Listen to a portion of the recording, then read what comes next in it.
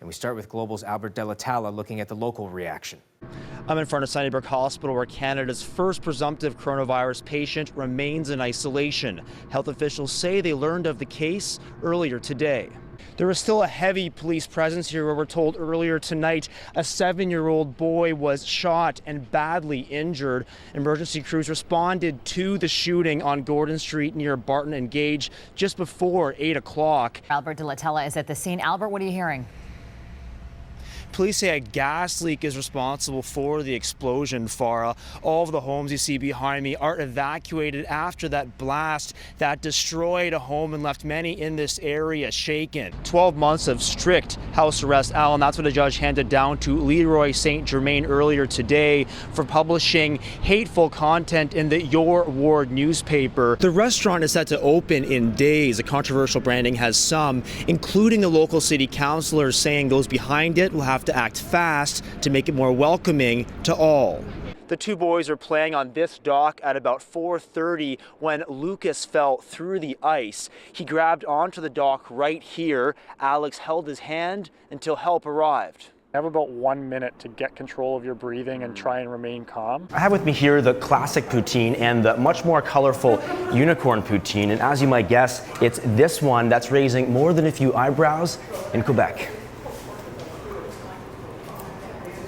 Toronto Police has had its detection dogs at Union Station since 2013, but Metrolink says having its own canine team available 24 hours a day means much faster response times, potentially saving commuters hours in delays. The delays all just add up with traffic issues everywhere. The vessel has been quarantined after multiple passengers tested positive for coronavirus. Our Albert Delitala is in the newsroom with the very latest. Albert, what is the latest? Well, officials are pegging the number of Canadians on that ship at 251, Farah, after 10 people tested positive for the new coronavirus. Here's a look at the Diamond Princess ship, now quarantined just off the coast of Yokohama, Japan. Police are asking the public to remain vigilant, Farah, after, as you say, 2 suspected arsons. They happened in the area southwest of Yonge and Sheppard between July 13th and July 20th, including to the house just over my shoulder. Police just released this video of the July 20th incident. Albert Delitala joins us live in studio in the newsroom now. And Albert, what's the latest with this crash? Well, police aren't naming the victim of this terrifying crash, Farah, but we know she was a 34-year-old woman from Niagara Falls. A total of 7 vehicles were involved. You're watching Global National. A high-tech mission is buzzing over the Bahamas, and a Canadian is at the controls. A drone is being used to map the devastation caused by Hurricane Dorian last month. As Albert Delitala explains, drones are playing an important role in rebuilding efforts after disasters. You're looking at just some of the devastation left by Hurricane Dorian in the Bahamas. This Canadian drone footage of East Grand Bahama shows the scale of destruction and the years of rebuilding ahead. Using technology in a situation like this is to expedite the response, right?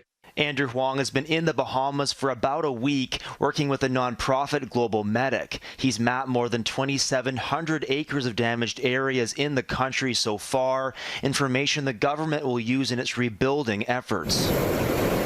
The Category 5 storm made landfall in the Bahamas on September 1st, killing more than 50 people and forcing thousands more from their homes. Global Medic was on the ground within days, working to provide critical needs like food and water. Our real focus on this mission is to do that mapping. Global Medic's Raul Singh says the thousands of detailed photos from the drone mission will help the Bahamian government secure funding to rebuild. Missions like this help that nation prove the extent of their damage.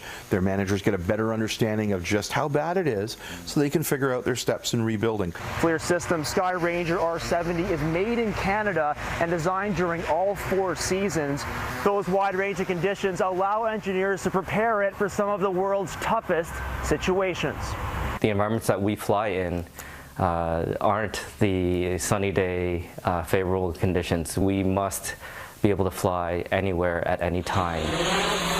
Industry experts say drones have become an essential part of emergency response and that this is just the beginning. Where we're going with this technology is the transfer of aid and supplies in and out of areas, or in some cases, and I don't think this is too far off into the future, is being able to airlift somebody right out of the water or right off of a roof. We hope that the information that we provide the government, people can get their homes rebuilt, by Christmas, right? So that people can have somewhere to celebrate Christmas. Albert Delitala, Global News.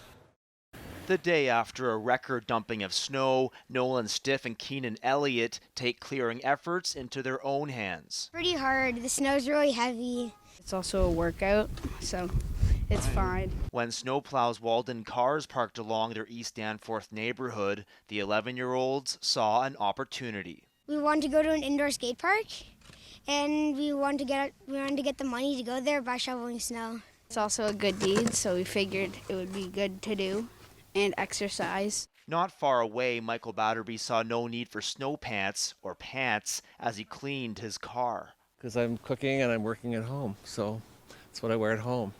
Pearson Airport saw 17 centimeters of snow Saturday, a record for January 18th. City crews hit expressways and major roads before tackling neighborhood streets. Whenever there's a major weather event, it affects all of us. And everyone's just got to take a breath, be patient. While the worst of the snowfall is likely over for now, with dropping temperatures, there's still concern for the city's homeless population. We'll make sure that they've got water. We'll make sure they've got food. We'll make sure that they are safe. Kirk McMahon says Good Shepherd Ministries will open up space to hold 50 more people than usual. He says an effort this weekend by community groups and volunteers to pack survival kits for the homeless will also help. It's to augment whatever we may have or may not have when someone especially comes to the front and asks for a little bit of help. Just like the effort of these two, the city is asking anyone with a home or business to help out. Clear it for your community, make it safe for your neighbors. Albert Delitala, Global News.